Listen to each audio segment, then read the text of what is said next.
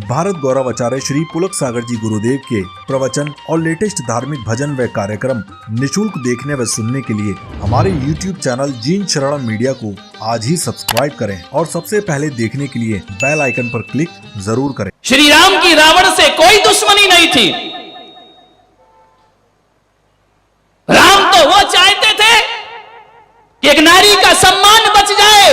रावण तू कहे तो लंका का राज तो छोड़ो, तुझे मैं अयोध्या का राज्य भी दे सकता हूं। वो राम का जीवन था। अंतिम समय रावण का, अंतिम सांसें गिन रहा है रावण। तीर लगा है नाभि में। राम ने लक्ष्मण से कहा कि भैया लक्ष्मण, रावण के पास समय बहुत कम बचा है, जाओ कुछ ज्ञान प्राप्त करो। लक्ष्मण ने कहा कि भैया वो हमारा दुश्मन जिसे हमने बड़े पराक्रम से परास्त किया है, वो दुश्मन मुझे क्या ज्ञान देगा। राम ने कहा कि लक्ष्मण, रावण बहुत बड़ा प्रकांड विद्वान है। एक भूल के कारण पूरा व्यक्तित्व खंडित नहीं हुआ करता है।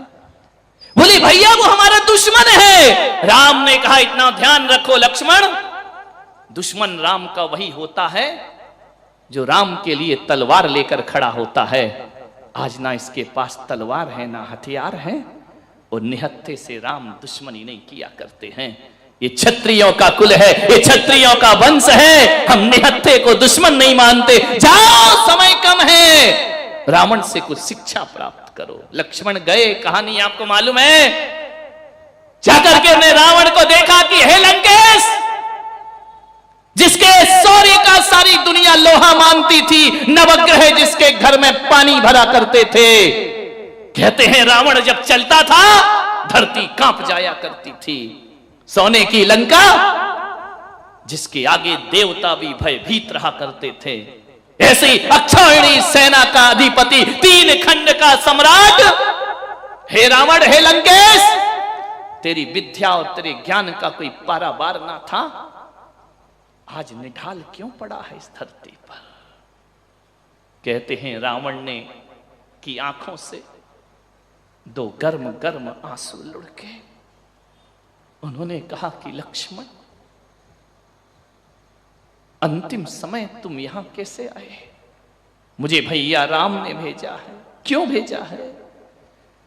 मेरे जीवन का अंतिम समय है और लक्ष्मण तुम मेरे पास आए हो। राम ने किस लिए भेजा है। बोले राम ने इसलिए भेजा है कि जाते जाते मुझे ज्ञान दे करके जाइए। रावण की आंखों से आंसू गिरे। पूछो लक्ष्मण क्या पूछना है, मेरे पास समय बहुत कम है। बोले हे लंकेश, इतना बताओ, राम के पास कुछ नहीं था और तुम्हारे पास सब कुछ था। तुम्हारे पास इतना अदम्य साहस, अदम्य शौर्य, अदम्य शक्ति, देवता भी जिससे भयभीत होते हैं। रावण, तुम्हारी पराजय का कारण क्या है। रावण ने कहा कि लक्ष्मण, मेरी हार का कारण पूछते हो। ये मत सोचना कि राम बहुत बड़े योद्धा हैं। जाकर के राम से कहना रावण हार कर भी जीता है और तुम जीत कर भी हारे हो। लंकेश, अभी भी अहम की भाषा नहीं जा रही है। नहीं लक्ष्मण, मैंने अपने जीते जी राम को लंका में प्रवेश नहीं करने दिया। जाओ राम से कहना मैं तुम्हारे जीते जी तुम्हारे वैकुंठ में जा रहा हूं और आप मुझे नहीं रोक पाएंगे। और जहां तक तुमने पूछा है कि मेरी पराजय का कारण क्या है, मेरी पराजय का कोई कारण नहीं। मुझ में शक्ति नहीं थी इसलिए मैं नहीं हारा हूं, या राम बहुत शक्तिशाली हैं इसलिए राम नहीं जीते हैं। बस एक ही गलती मुझसे हो गई। बोले क्या। बोले राम अपने दम पे नहीं जीते और मैं अपने दम पे नहीं हारा हूं। तो हुआ क्या है। बोले हुआ ये है कि मेरी पराजय का कारण तुम हो लक्ष्मण। मैं, हां, और राम की जीत का कारण तुम हो। राम के पास लक्ष्मण जैसा भाई था और मेरे पास विभीषण जैसा भाई था। मेरी हार का कारण मेरा भाई है और राम की जीत का कारण उनका भाई है। ये दो भाइयों की लड़ाई थी। मेरे पास यदि तुम्हारे जैसा भाई होता तो आज ये रावण परास्त नहीं होता, और राम के पास यदि विभीषण जैसा भाई होता तो राम के भाग्य में कभी जीत नहीं। भाई के कारण मैं हारा हूं, ध्यान रखना, मैं अपने कारण नहीं हारा हूं। एक भाई ने मुझे हराया है और एक भाई ने राम को जिताया है। लक्ष्मण ने कहा कि रावण, विभीषण ने तो धर्म का साथ दिया है, विभीषण ने तो अन्याय को छोड़ा है, उन्होंने भाई को नहीं छोड़ा है। बता, मालूम है रावण ने इतनी बढ़िया बात बोली कि मैं जानता हूं कि विभीषण धर्मात्मा है, मैं जानता हूं कि विभीषण ने सत्य का साथ दिया है, मेरा साथ छोड़ा है, लेकिन मैं ये भी जानता हूं लक्ष्मण, विभीषण कितना भी राम के साथ खड़ा हो जाए, कितने भी सत्य के मार्ग पे लग जाए, लेकिन एक बात याद रखना, धर्म और प्रेम होना अलग बात है और भ्रात द्रोह होना अलग बात हुआ करती है। और जब भी कलयुग में दुनिया याद करेगी तो विभीषण को धर्मात्मा नहीं, घर का भेदी लंका ढाए कह करके याद करेगी। विभीषण कुल कलंक के नाम से जाना जाएगा, कुल विभीषण भ्रात द्रोही के नाम से जाना जाएगा। और एक बात याद रखना, कितना भी विभीषण धर्मात्मा हो जाए, कलयुग में कितने भी पाप बढ़ जाएं, हर व्यक्ति, कोई भी माता पिता अपने बच्चे का नाम विभीषण रखने को तैयार नहीं होगा। विभीषण नाम गाली बन जाएगा। विभीषण एक कुल कलंक है।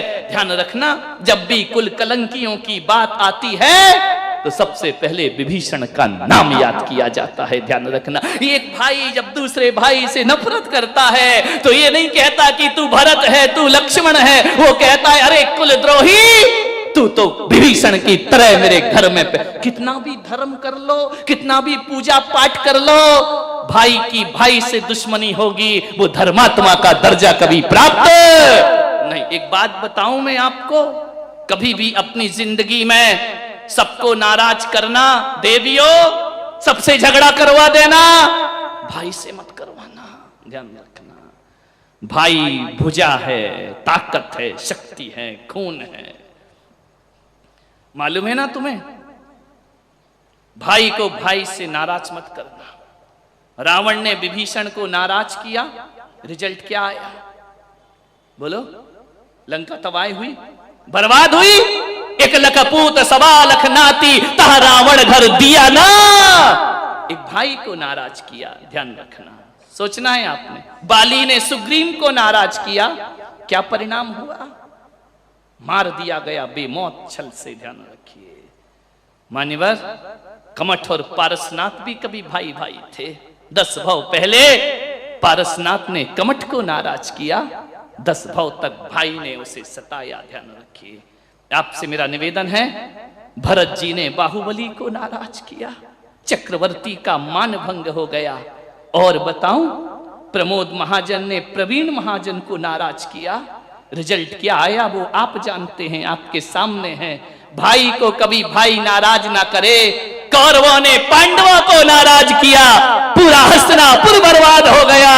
आपसे मेरा निवेदन है, मुकेश अंबानी ने अनिल अंबानी को नाराज किया, रिजल्ट आपके सामने है। ध्यान रखिए, हर किसी से दुश्मनी हो जाए तो हो जाए, लेकिन भाई से भाई की दुश्मनी कभी नहीं होना चाहिए। भाई भाई के बीच प्रेम होना चाहिए, कभी नाराज मत करना। एक बात याद रखना, ये राम लक्ष्मण भरत शत्रुघ्न थे ना, ये कौन से सगे भाई थे?